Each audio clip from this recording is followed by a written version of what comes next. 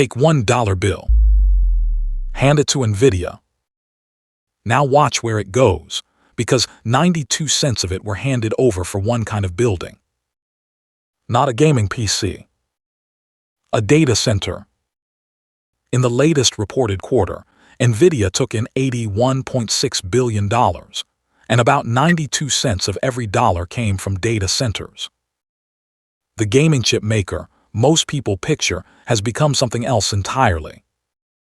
And here's the strange part.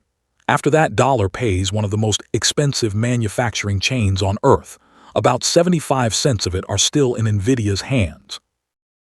That's the machine we're opening today. So this video follows that $1 the whole way through, and we'll cut it twice. First cut, where it comes from, who hands it over, and why they feel they have no choice.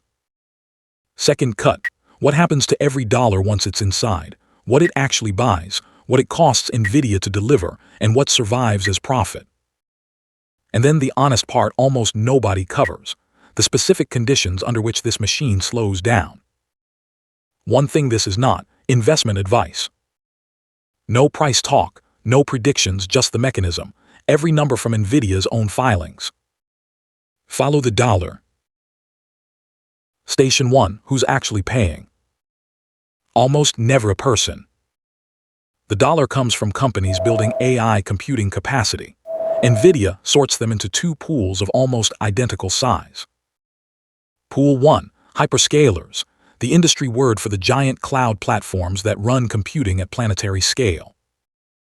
They paid about $37.9 billion in the quarter. Pool 2, everyone else building AI computing, specialized AI clouds, big companies, industry, about $37.4 billion. Different customers, one identical problem. They need AI computing power now at a scale almost nobody can deliver. But that raises the real question: what does the dollar actually buy? Here's where the popular story breaks. The dollar does not buy a chip. In Nvidia's older category breakdown, data center compute, the GPUs, the chips doing the parallel math behind AI, was about $60.4 billion. But networking, the high-speed connections that make thousands of chips behave like one giant computer, was another $14.8 billion. Nearly $15 billion a quarter for the wiring. Because a single GPU alone is almost useless for modern AI. The product is thousands of chips networked, cooled, and coordinated into one machine. Remember the word networking, it comes back, and it matters more than it sounds. But why hand over billions per quarter? Why not wait? Because for these buyers, the machine is the factory. Nvidia calls itself a data center scale AI infrastructure company, and the industry has a name for the idea worth taking literally: the AI factory. A building that turns electricity, chips, networking, and software into two things. Training, which is teaching an AI model, and inference, which is running it for actual users. That software layer, the code developers build on to make these machines work, file it away, it comes back. Every day a hyperscaler waits. Its rivals are renting out AI capacity while it still has none to sell. So the dollar flows in fast. Now watch it flow out. And that urgency explains how completely the old Nvidia has been eclipsed. Zoom out from the quarter to the most recent full year. Graphics, the gaming heritage that made Nvidia famous, brought in $22.5 billion. Compute and networking, $193.5 billion. The founding business is now roughly $1.10. So the interesting station is the next one. Because delivering AI infrastructure at this scale should be brutally expensive, where does the dollar go when it's Nvidia's turn to pay? Station 3, the cost engine, and it starts with a surprise. Nvidia doesn't own the factories. It's fabless. It designs the chips but pays specialist partners to make them. The filings name the chain. Foundries like TSMC and Samsung fabricate the silicon, and a handful of named partners supply the memory, package, assemble, and test. About 25 cents of our dollar goes to making the product, roughly $20.5 billion in quarterly cost of revenue, most of it through this chain. And to lock up scarce capacity, Nvidia commits before demand is certain. Non-cancelable orders, premiums, deposits. File that away too, it's a cost, and we'll see a weapon. So run the arithmetic. About 25 cents of the dollar paid the entire manufacturing bill. What's left? In that same quarter, Nvidia's gross margin, the share of revenue remaining after the direct cost of making the product, before salaries, research, and taxes, was 74.9%. Nearly 75 cents of every dollar is left after one of the hardest manufacturing problems on Earth, tens of billions of gross profit in a single quarter. That number should bother you.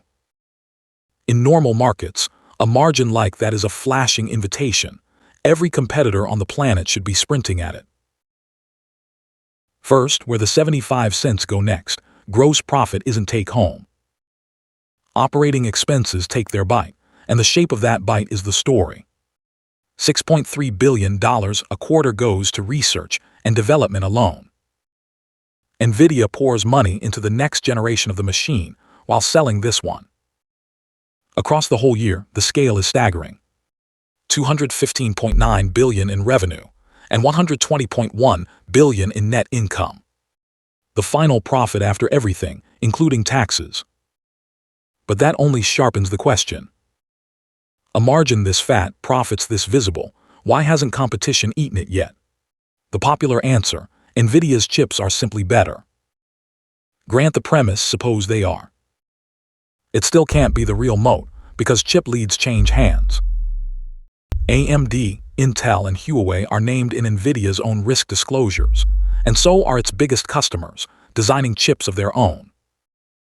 If the product were only silicon, a rival chip nearly as good, priced lower, should tear into that margin within a chip generation or two. It hasn't. So the protection lives somewhere other than the chip. To find it, pick up the three pieces we've already placed on the table. Piece 1, the software. CUDA, Nvidia's programming layer and the libraries around it, is what developers have spent years building on. Leaving means rewriting. Piece 2, the networking, those $14.8 billion a quarter. A rival chip must plug into a fabric engineered to make thousands of Nvidia chips act as one. Piece 3, the supply chain, those non-cancelable commitments made before demand is certain, so Nvidia can lock delivery at scale. Click them together, the moat is not the chip. It's the cost of switching the whole stack. Leaving isn't swapping apart, it's moving your software, your engineers, your cluster design, and your delivery schedule all at once, while rivals keep building. That is what a 75% gross margin is pricing. But every strong machine has a load-bearing wall, and Nvidia discloses this one plainly.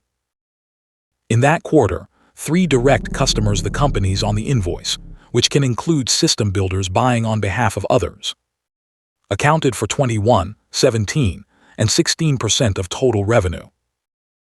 However you slice it, more than half of Nvidia's revenue runs through 3 doorways.